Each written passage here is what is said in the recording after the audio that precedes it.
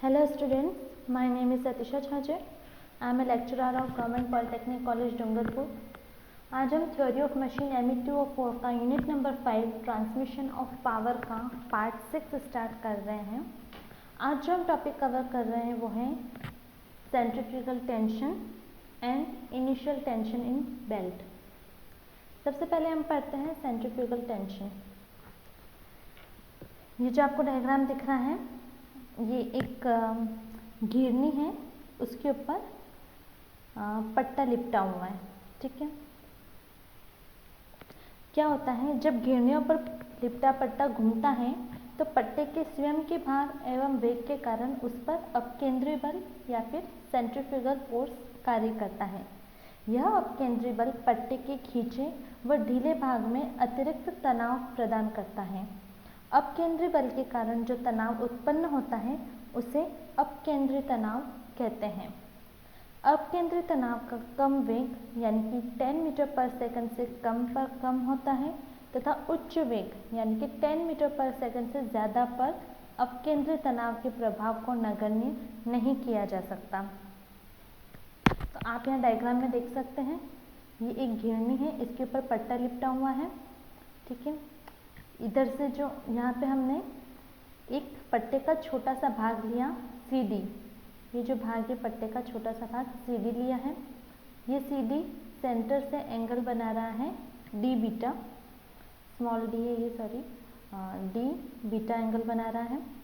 ठीक है, तो यहाँ से C से सेंटर तक का एंगल और सेंटर से D तक का एंगल इक्वल है। ठीक है, ये क्या है D बीटा बाय 2 और ये भी है D बीटा बाय 2। तो फिर यहाँ पे हमने एक पैरेलल लाइन खींची। ठीक है, और यहाँ से जब इसका हमने लिया एंगल तो ये है D बीटा बाय 2 और इधर से इसका जो एंगल लिया D से वो भी आया D बीटा बाय 2। ठीक है, अब क्या हो रहा है, यहाँ पे जो अपकेंद्रीय बल होता है वो बाहर की तरफ लगता है जिसे FC से डिनोट किया गया है। यहाँ जो अपकेंद्रित तनाव है उसे TC से डिनोट किया गया है। तो यहाँ पर एक लग रहा है TC और इधर की तरफ लग रहा है TC। तो ये दोनों है अपकेंद्रीय तनाव। FC है अपकेंद्रीय बल।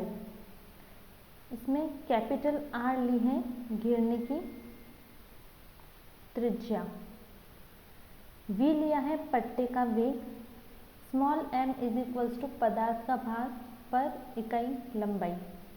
ठीक है, अब हम देखते हैं पट्टे के भाग CD की लंबाई। ठीक है, इस CD की लंबाई, आर्क की लंबाई का फॉर्मूला होता है आर्क की लंबाई is equals to R into D theta. R है रेडियस और D थीटा जो आर्क एंगल बना रहा है सेंटर से। तो यहाँ पे रेडियस है कैपिटल R और एंगल ये सेंटर से कौन सा बना रहा है D बीटा। तो इस भाग CD की लंबाई कितनी हो गई है R इंटू D बीटा। ठीक है, तो पट्टे के भाग CD की लंबाई R इंटू D बीटा। अब पट्टे के भाग CD का द्रव्यमान यानी कि मास, उसे हमने लिया है कैपिटल M। ठीक है, तो वो कितना आया R इंटू D बीटा इसकी लंबाई है। तो हर एक भाग पे इसका मास एक स्मॉल m काम कर रहा है, तो वो हमने लिया उतने भाग का जितना मास है वो मास मल्टीप्लाई बाय इसकी लंबाई। तो ये आ गया इसका द्रव्यमान। फिर है पट्टे के भाग CD पर अपकेंद्रीय बल। अपकेंद्रीय बल का फॉर्मूला आपने पढ़ा होगा, वो होता है FC equals to mv square upon r।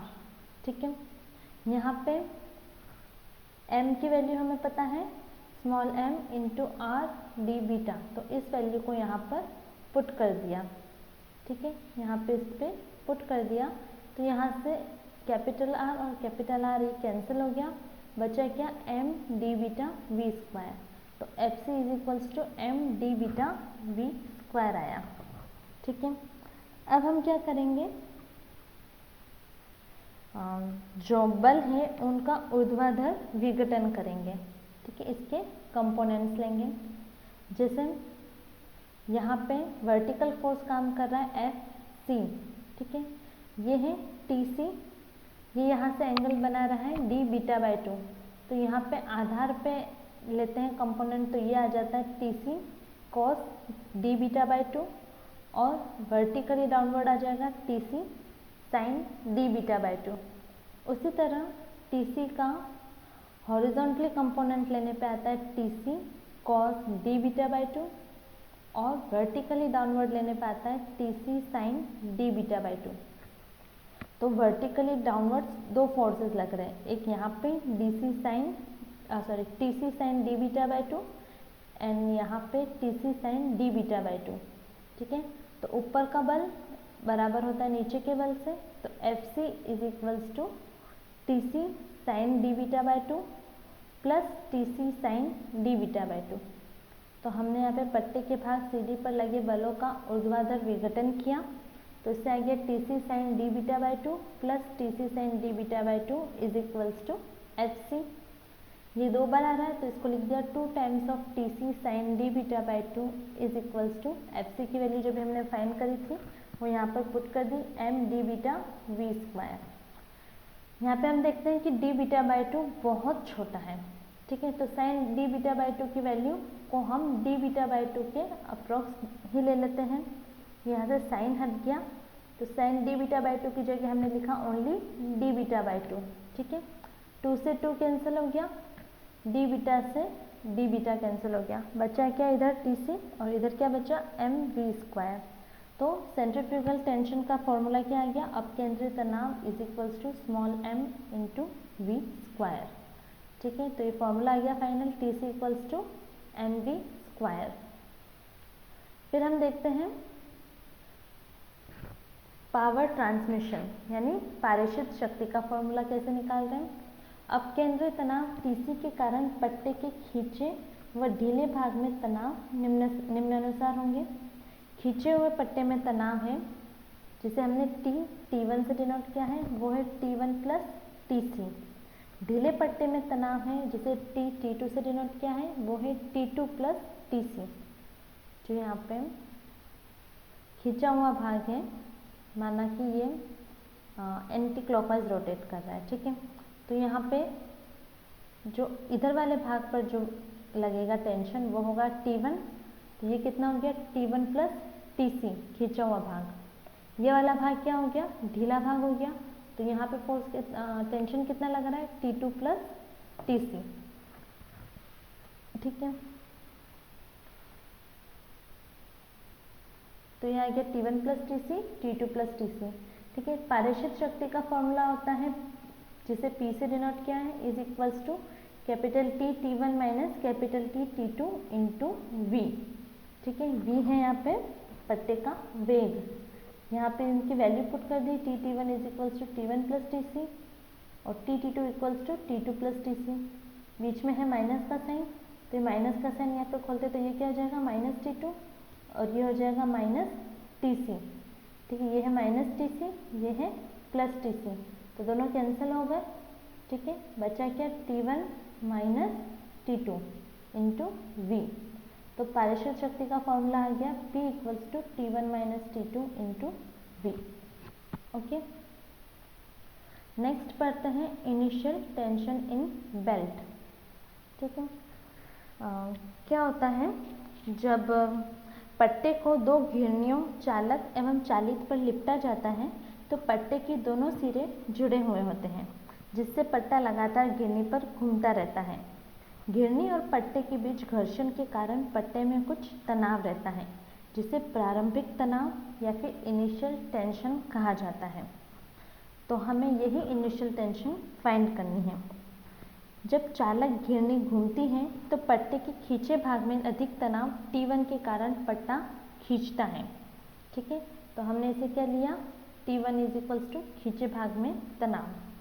ठीक है, इससे क्या होता है पट्टी की लंबाई में वृद्धि होती है, जबकि पट्टे के ढीले भाग में कम तनाव T2 इक्वल्स टू ढीले भाग में तनाव।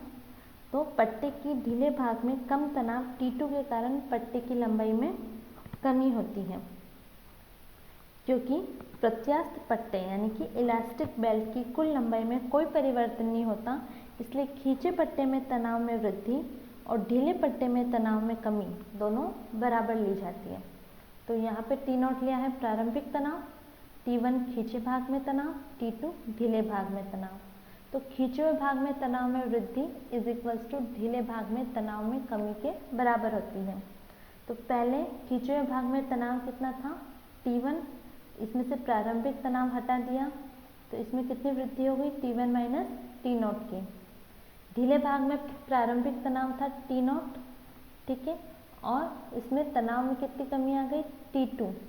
ढीले भाग में तनाव की T2 कमी आ गई, तो इसमें ढीले भाग में टोटल कमी कितनी आ गई, T0 माइनस T2। ये T0 माइनस का साइन है, इसको इधर ले लिया और T2 को इधर ले लिया, तो ये माइनस इधर आके प्लस हो गया। तो T1 माइनस T2 का हो गया यहाँ पे प्लस T2। ये T0 एज इट इज इधर है, इस माइनस T0 को इधर ले लिया तो ये क्या हो गया, plus T0। T0 plus T0 2T0, तो ये हो गया 2T0, ठीक है। तो यहाँ से हमें T0 का फॉर्मूला आ गया, यानी कि इनिशियल टेंशन इन बेल्ट, वो क्या हो जाएगा, T1 प्लस T2। इस पूरे को डिवाइड कर दिया, डिवाइड बाय 2 से, तो ये आ गया T0 का फॉर्मूला। लेकिन ये कब है, जब हमने अपकेंद्रीय बल नगण्य लिया है, ठीक है। लेकिन अगर बेल्ट पर अगर अपकेंद्रीय बल काम कर रहा है तब यहाँ पे TC भी आ जाएगा, ठीक है, tension due to centrifugal force. तो यहाँ पे इसका इनिशियल टेंशन का फॉर्मूला हो जाएगा T0 is equals to T1 plus T2 plus 2TC divide by 2। ये जो 2TC है, जो कि दोनों बेल्ट में अपकेंद्रीय बल लगेगा, अपकेंद्रीय तनाव उत्पन्न होगा, तो दोनों में इसमें T1 प्लस TC हो जाएगा, यहाँ पे T2 प्लस TC हो जाएगा। तो TC प्लस TC 2TC, ठीक है। तो यहाँ से ये फॉर्मूला आता है अपकेंद्रीय बल लेने पर। ओके स्टूडेंट्स, ये हो गया हमारा इनिशियल टेंशन इन बेल्ट। अगर आपको कोई भी इनसे रिलेटेड कोई डाउट हो तो आप मुझे कमेंट सेक्शन में पूछ सकते हैं। Thank you.